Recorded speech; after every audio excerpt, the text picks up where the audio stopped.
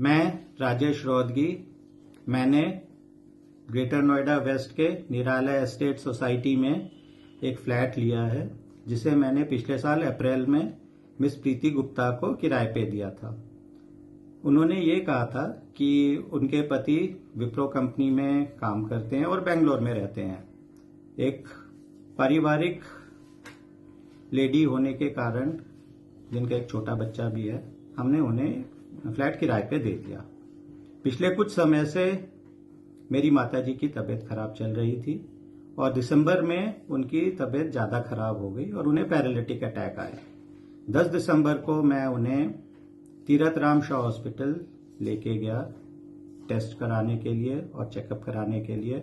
जब मैं और मेरी मिसेस उन्हें वहां पे एडमिट करा रहे थे, तभी निराला एस्टेट सोसाइटी से फोन आए, कई फोन आए हमारे पास कि आपके जो किराएदार हैं प्रीति गुप्ता, उन्होंने यहाँ पे लोगों के साथ वाद विवाद किया है, जिससे मेरा कोई लेना देना नहीं था और कई चीजों का वहां पे तोड़फोड़ की है और नुकसान किया है। इस मानसिक पीड़ा से जब मैं गुजर रहा था, जब मेरी माताजी के टेस्ट चल रहे थे, जो कि बहुत बुरी तरह से बीमार थीं, और ऐसे समाचार आना मेरे को और मेरी मिसेस को बहुत बुरी तरह से परेशान कर दिया। तभी डॉक्टर ने कहा कि माताजी के ब्रेन में क्लॉट्स हैं और उनको ज्यादा स्ट्रेस नहीं देना है और ज्यादा हिलाना डुलाना नहीं है, क्योंकि हमारे घर में जहां हम रहते हैं वहां पे सीढ़ियां हैं। तो ये सोच के कि कभी भी माताजी को जब हमें इमरजेंसी में अगर टेस्ट कराने के लिए ले जाना पड़ेगा, तो उनका इस तरह से ले जाना हमारा सही नहीं रहेगा, उनको स्ट्रेस पड़ेगा। तो मैंने प्रीति से कहा कि मेरे को वहां पे शिफ्ट होना है, क्योंकि वहां पे निराला एस्टेट सोसाइटी में लिफ्ट है और कोई सीढ़ियां नहीं है वहां पे।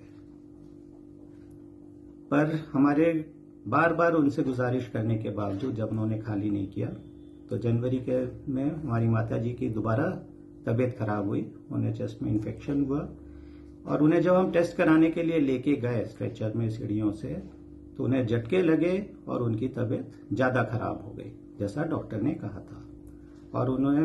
और प्रीति गुप्ता के बार बार कहने के बावजूद जब उन्होंने घर खाली नहीं किया, तो उन्होंने मेरे को और मेरी माताजी को इस स्टेज पे पहुंचा दिया जहां से हमारी माताजी कभी भी वापस नहीं आ सकती, और 19 जनवरी को उनका निधन हो गया।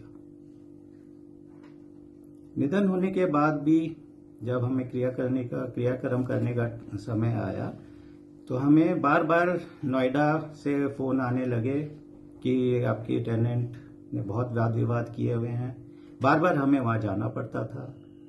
क्रियाक्रम के टाइम पे भी हमें अपना घर बंद करके एक हिंदू रीति रिवाज से क्रियाक्रम नहीं करने दिया गया हमें, और हमें बार बार भागदौड़ करनी पड़ी नोएडा की। मैं एक शारीरिक रूप से विकलांग व्यक्ति हूं, मेरे को देखने में समस्या है। मेरी इस हालत के बावजूद मैं अपने ट्यूशन्स पढ़ाता हूं बच्चों को, और मैं अपना घर का खर्चा चलाता हूं। इससे मेरी मिसेस केटरिंग का काम करती है, मगर बार बार नोएडा आने जाने के चक्कर में, इनके वाद विवाद के चक्करों में, जिससे हमारा कोई लेना देना नहीं था, दो जने आपस में जब लड़ रहे हैं तो उसमें हमारा क्या रोल है, आप ये बताइए। हमारा सारा काम यहाँ पे चौपट हो गया, हमारे सारे काम बंद हो गए।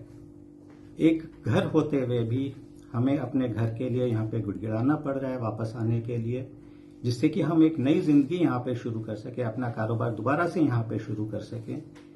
एक घर होते हुए भी दोबारा अपनी जिंदगी शुरू करना क्या एक गुनाह का काम है?